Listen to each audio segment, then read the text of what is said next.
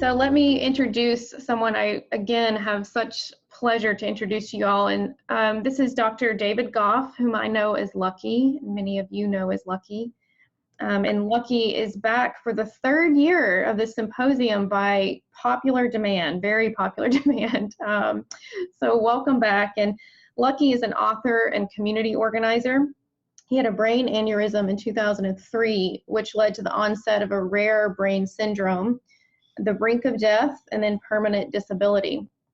This experience had a transformative effect on Lucky, making him, his name was David, and it made him Lucky, and cued him into how radically connected all things really are. This broader awareness about how now informs his approach to what it means to be human. And David Lucky writes extensively about psychology of interdependence and community, elders, the conditions that can lead us to feel connected in our society. And I think one of the things I love most about Lucky's work is that he approaches aging in a new and innovative ways, and learning techniques from a host of different oral traditions. This is a way I've introduced him before, and I want to get this right, to say these techniques discover what promotes, heals, and binds together a culture where elders are seen and see themselves as valuable and essential contributors. So I invited Lucky to be our final speaker today because he has a unique ability to take a conversation about aging and elderhood deeper and unravel some of the connections that are below the surface. So welcome, Lucky. Thank you, Katie. And I can hear you a little bit. Let's see. It's a little low, just if there's anything you can change, but if not, we can hear you. Does that help? That's wonderful. Good. Lucky, I of course have some questions for you, but I wonder if there's anything on your mind about creativity and resiliency that you want to start with. Yes, I do have something I want to say. So thank you for that opportunity, Katie. And I gave it some thought this morning about what I would like to share with you all. And what came to me was, I hope some people will take away from this conference the word unbidden. Because I think it's really important for people to recognize, this was for me, unbidden, that creation has been operating through me all my life. And I think it's operating through everyone who comes to this event, everyone who does it as well. I just wanted to say that evolution and life have our backs. So no matter what, we're created by virtue of existing and having to make choices all along the way, which inevitably end up with us creating ourselves. So we're all artists, and just by virtue of the fact we exist. So that's all I really want to say, Katie.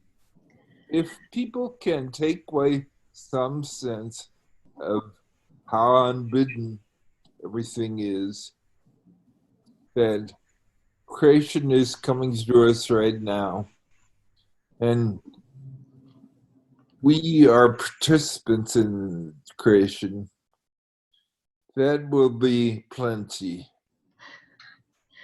That's enough to get us started for quite a while. Yes. Yeah, I agree. And I couldn't agree more that the act of being or unbeing is creative. Absolutely.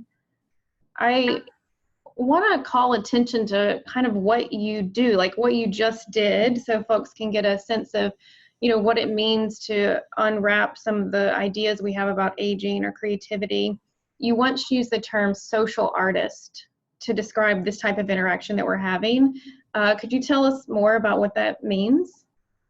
Well, I'll tell you what it means to me. Maybe others, by hearing those words, will have meanings of their own, and they may have some very interesting meanings they can bring to it. But for my sake, what actually drove me to those words was I was a psychotherapist before I had this aneurysm, and luckily I was in a relationship for a while with a woman who was an artist, a fabric artist, had shows all around the world, had several pieces in incredible museums all over the place. And I was jealous of her because she was clearly an artist. It was part of her identity. It was everywhere she went. And I realized that psychotherapy for me was not really a science. It was an art form. The better I could be with people I was with, the better outcome there would be. And so I also, after the stroke, I realized that my passion was trying to build community. And I recognized that community wasn't a thing, it was, an experience. And I think for me, I realized that creating the opportunity for experiences that people can share, bring themselves to. That was really what I wanted to do. And that was my particular form of artistry. So from that came the idea that actually I was a social artist. I really wanted to create a social space where people could come together and discover just how connected they were to each other and to the large world they were part of. It makes me think quite a bit about how your work has impacted me when I think about connection, which is a big part of my job. It always has been. I also started as a mental health therapist, but connection has been this through thread, or lack of, or wanting more quality connection in everything I've tackled in my work world. And now I see it everywhere. It's become so important, but not just connection to others. One thing that you've taught me is the importance of connection to self. Um, and we ask this question of new staff and new volunteers, what about growing older are you looking forward to? And the thing I often think about, I'm quite aware my answer to this question is really influenced by you, which is I'm really excited for the opportunity to dive more deeply into myself, because the elders that I see are doing that type of work. So I wonder if you could talk a little bit about, the connection to yourself part of what you do. Well, that's a good question, and I think a very important and relevant one, because so much people are influenced by the message of being selfless, which, of course, is right, but not totally right. And the thing I want to say about self and the inquiry into self seems to grow as we grow. As we get older, we get closer and closer to ourselves. And also, I would say, to the big picture of life. There's an interesting relationship between self and other. There isn't like a hard boundary. It's a permeable one. And so inquiring into self is inquiring into the universe. It isn't one or the other, it's both and. And that's what makes it both exciting, because there's a lot of discovery that can take place, and In terms of creativity and resilience, what could be more creative than the universe? Having a universe inside oneself and being able to access those incredible depths and that incredible age and the energy that's there. Wow. So that's my answer, generally. I mean, you're blowing my mind. I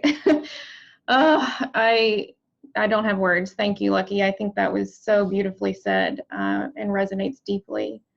Um, at the risk of moving on from such beauty, I do. There's a question from the audience that I think you're uniquely suited to answer, which is, how would you describe the difference between an older adult and an elder?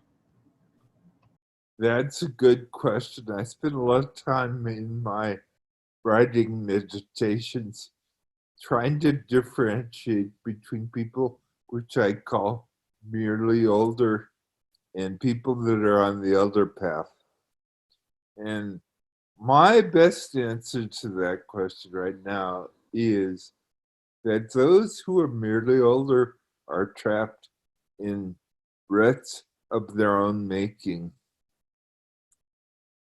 Merely older people seem to be caught in ruts, whereas people who are elders are much more willing to confront themselves, confront their ruts, and also to confront reality as it is rather than as we would prefer it to be.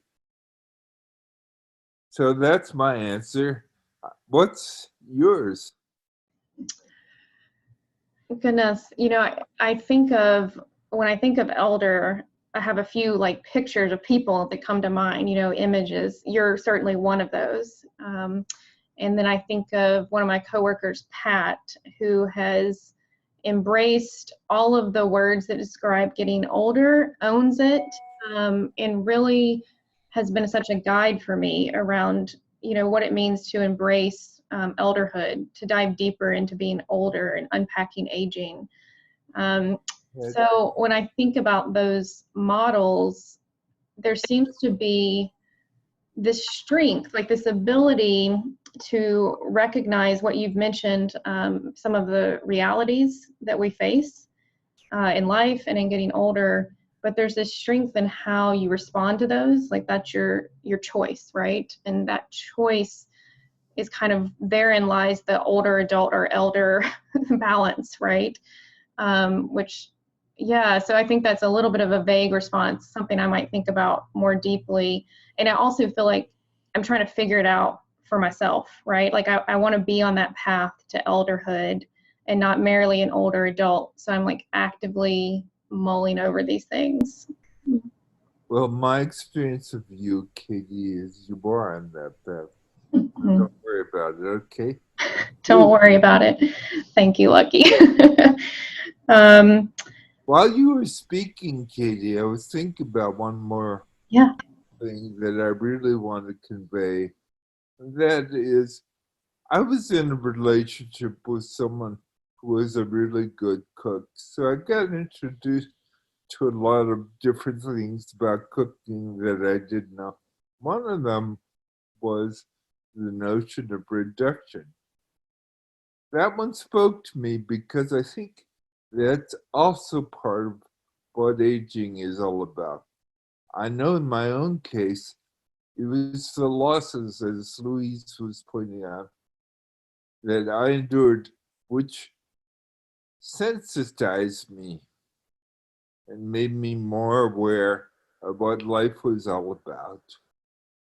So I use the metaphor of reduction to convey the rather paradoxical aspect of aging, which is as we lose things, as we're reduced, as those of you who may have been cooks or may be cooks, you know that reduction means putting all of these ingredients into some kind of pressure. Maybe it's heat, maybe it's other pressures, and they lose their form and take on a new form. Actually, there is a reduction of volume, which leads to a clarification of taste and intensification of substance. So as one loses, one gains clarity, one gains self, one gains by uniqueness, by virtue of being put under this intense pressure. So in my mind, that is exactly what happens to us as we age. We slowly lose functionality, but miraculously, along with losing functionality, simultaneously, we're gaining intensity, gaining clarity, gaining uniqueness, gaining what's inside us is becoming more and more vivid. And so we gain taste, gain flavor. We become something amazing. And you know, one thing I want to say, since this is primarily a conference of aging people, aging held a uniqueness that I think is unrecognized culturally. There's a special gift that aging brings, and that is consistent, contiguous with growing older. We just become more and more ourselves, and we become more and more the miracle of what was intended through creation. Whew. That is some good stuff, Lucky. I had to write down that the clarification that comes with loss, and then that aging uniqueness that is unrecognized culturally. What it made me think of is that one thing that you and Louise did really well was say, of course, aging comes with loss and change and difficulty, right? Of course. And with that is this whole other thing we don't talk about in our society, right? The whole narrative is around loss. And I have totally embraced that in recent years, and through meeting people like you, of those two things, not only just living side by side, but the clarification coming from the loss. I wonder, and I'm not as eloquent as you, but when I've said this to some folks in my life, there's this resistance, like, yeah, but is the clarification worth the loss? And I wonder about your thoughts on that. So, yes, I would say loss and gain are intricately connected, okay? And actually, one of the ways I'm extraordinarily non-conventional is I actually think what we call losses are incredible gifts. I know in my own life, not only do I call myself lucky, but I'm aware that I benefited so much by the things that I thought were tragedies in my life. And so I'm encouraging many people now to consider that the hardships they are facing or have faced have actually carried them to a new place in their lives. It is frequently a place of greater sensitivity, greater awareness, and greater self. And to that extent, wow, what a gift. So I wouldn't go back. If someone asked me if I could go back and not be as disabled as I am, which is pretty horrible. When you look at me, I look pretty bad, but I I'm blessed. And I know it. And because I know it, I have a totally different outlook than most people. I can see what a blessing it is that we're taken down some ways. We're reduced to our essence. What a gift it is to know one's essence before it's all over. Agreed. I have many thoughts popping up from that, and about the pursuit of one's essence. Or I wonder if you think, I guess there's a part of me that thought when you were talking, like, oh, are there certain tips or skills that you used that got you to this place? Or would, I think in a lot of our conversations previously, you've talked about some of the natural experience of it. Yeah. You know, thoughts on that? So I want to use this opportunity of that question to underscore what I was trying to say before. Maybe it'll make more sense now. And also, maybe I'm more relaxed, I said better. But what occurs to us unbidden is, in my mind, miraculous.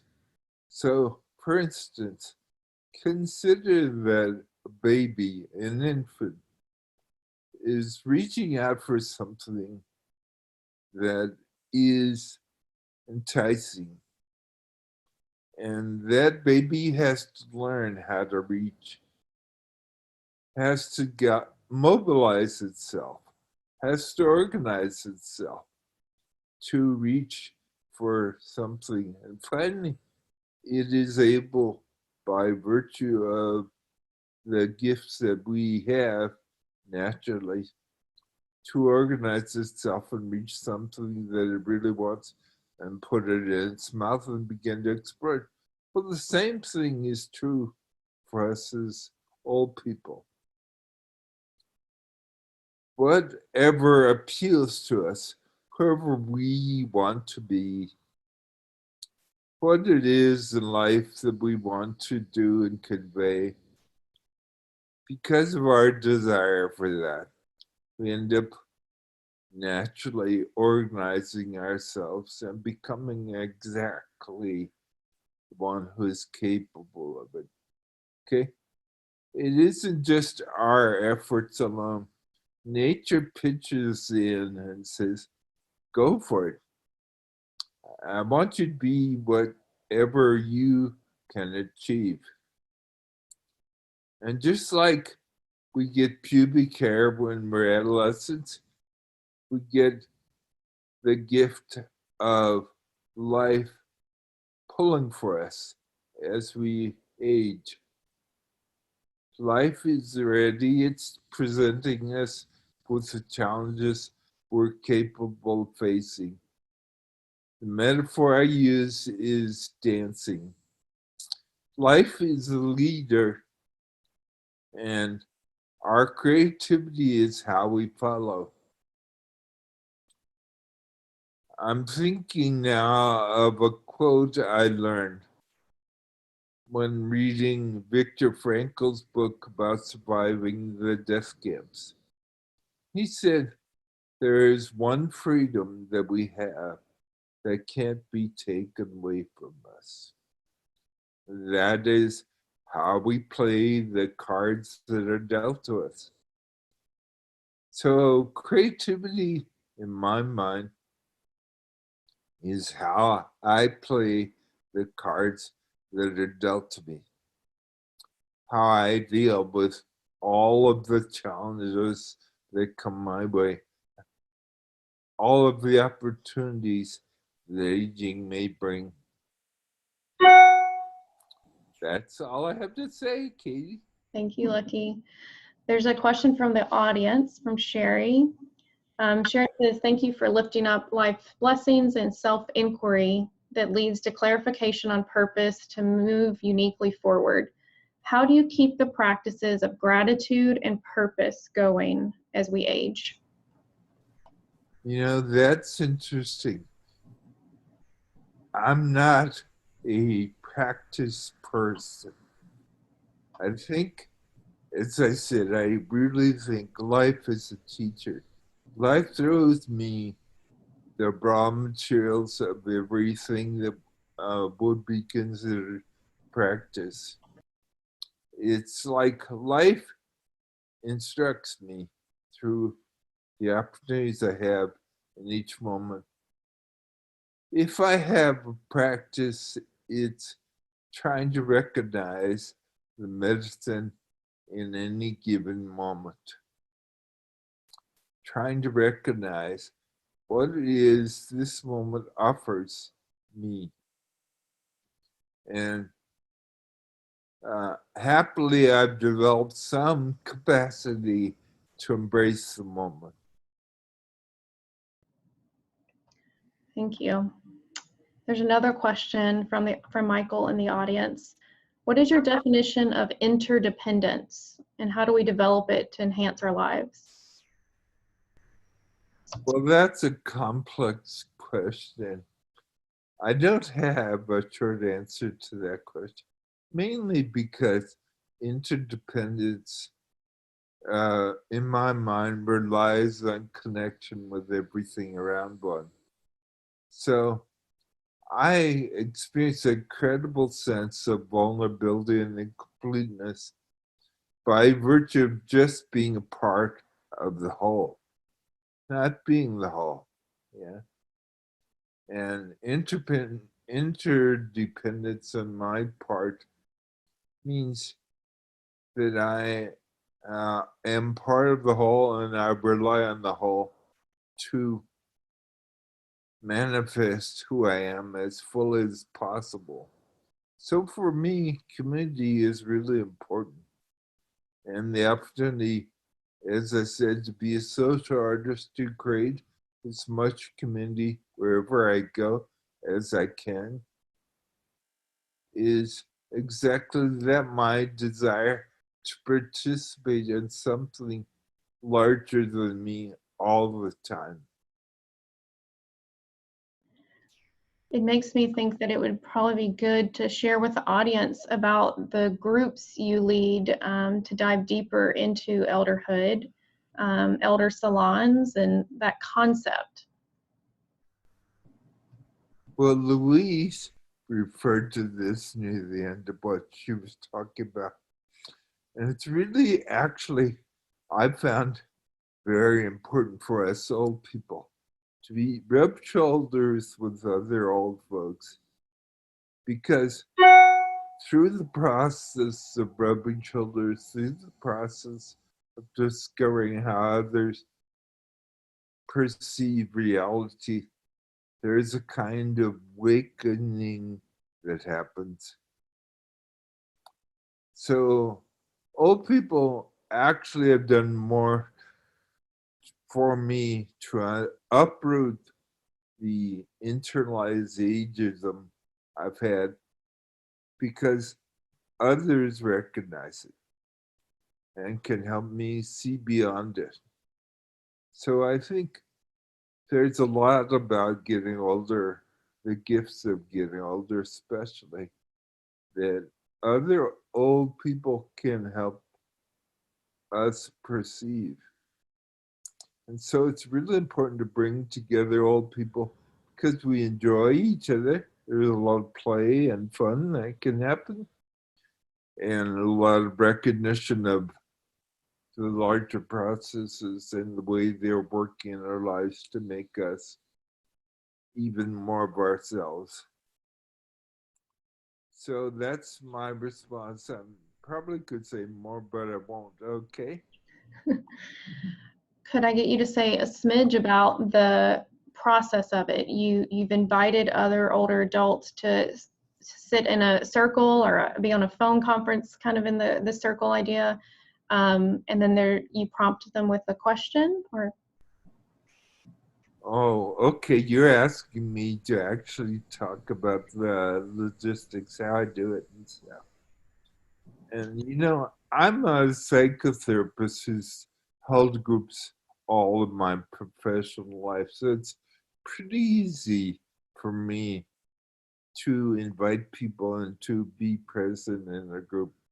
But I know for most people, it seems more daunting. But in fact, I think, especially with old people, there's so much joy that gets discovered through interacting. I remember the very first meeting of the Elder Salon here in Sebastopol.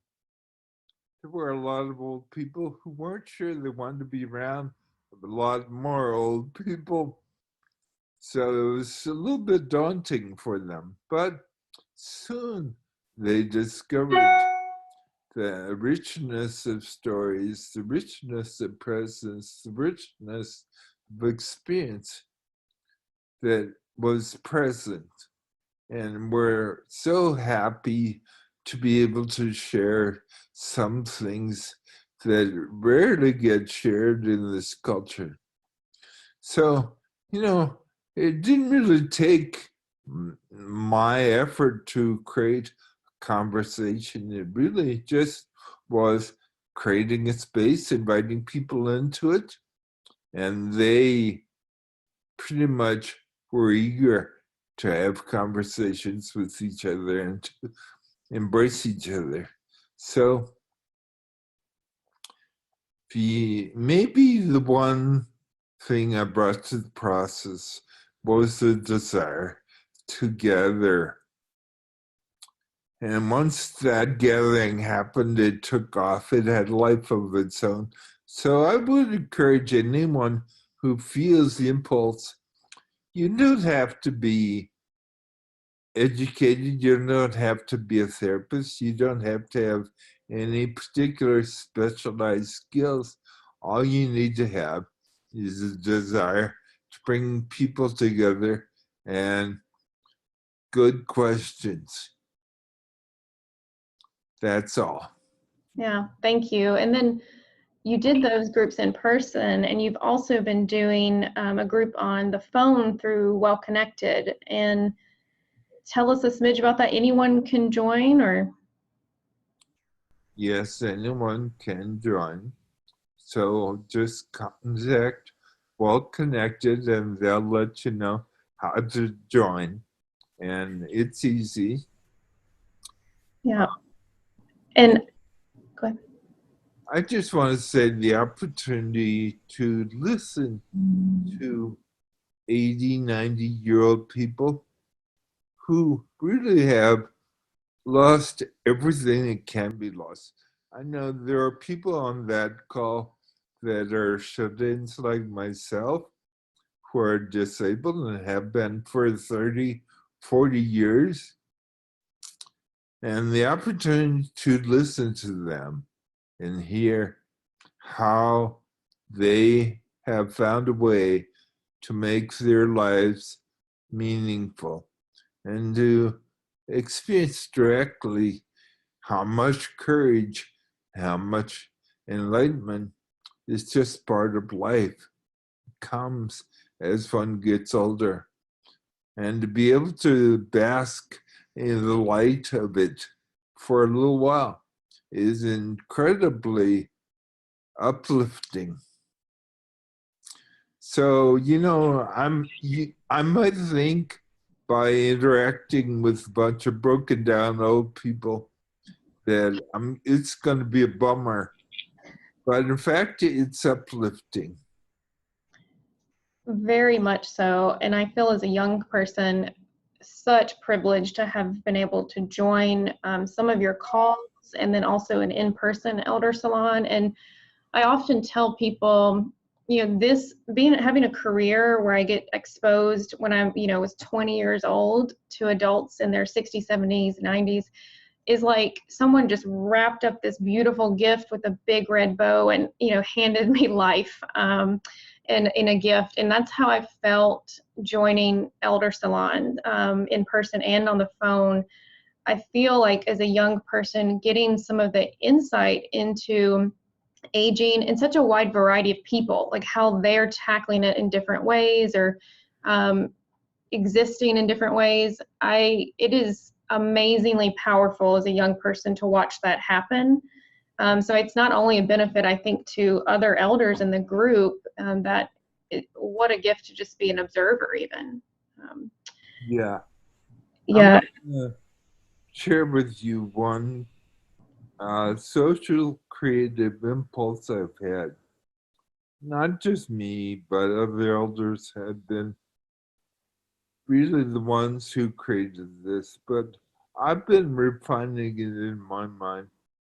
There's an elder group in a local town, Sonoma, that wants to attend the local farmers market on Sunday morning and set up a table just so people can see that old people exist and they're around. And I was thinking about a banner I'd like to see on that table, which is "Life Gets Better. Ask an elder." Life does get better. And that's one of the more important things that people need to know, especially young people, especially in this world we live in today. It's really important to know that life can get better. So I'm suffering the same ambiguities everybody else is with the environment and the politics of the moment, and the level of distrust that exists everywhere. But at the same time, I'm being bombarded with a perpetual recognition of how miraculous this life is. That helps me deal with what's difficult. So life does get better. Thank you, Lucky. It's a bit of a radical message, actually, that life gets better as we get older. Yeah, that is a radical message, unfortunately. I know. Yeah, it is unfortunate. But, I can remember in my own, I'm on this journey, like all of us, around unpacking the lessons I've been taught about aging, the lessons that are so prevalent in our society. And I can remember a point where after years of this kind of work, finally getting to a point where I thought, I can't wait to grow older, because I could see so clear that life does get better. But it took me a long time to do some of that unpacking. Um, and I wonder if you have any thoughts for folks attempting that journey, other than what you've stated, but how would I get started? So I got news for you, Katie. You are aging right now. So you don't have to set out on the journey. The journey is already happening. Okay? The insights are going to come towards you when you're ready for them. And you're being prepared all along the way to be ready for more insights. That's happening. It's clear. I mean, anybody who has the opportunity to interact with you gets to know very quickly that you are one who allows yourself to be touched by these things. So that matters a great deal, and it radiates from your being. Thank you, Lucky. You always comfort me that I'm on the right path without having to do anything different, which I think is probably comforting for a lot of folks, actually. A shocking realization, isn't it? Truly, it's very different than how I think we as a society, and certainly myself, approach most things in life, which is like, give me the steps. Let me go down this list, right? Yeah, I know for me, the journey, as you put it, has been from deficit. And I was raised Catholic. The Catholics have idea of original sin. So I came in pretty much behind the eight ball. And happily, aging has brought me out from behind the eight ball. The eight ball has shrunk and shrunk and shrunk. And I've grown and grown and grown. And suddenly the world looked really different. Hmm. Thank you, Lucky. Acknowledging that we only have a couple of minutes left and I have some things to wrap up with, I wonder if there's anything else we haven't touched on already that you want to be sure we hit upon. No, I just want to say thank you. This opportunity to be with people who care about this kind of thing is wonderful. Thank you.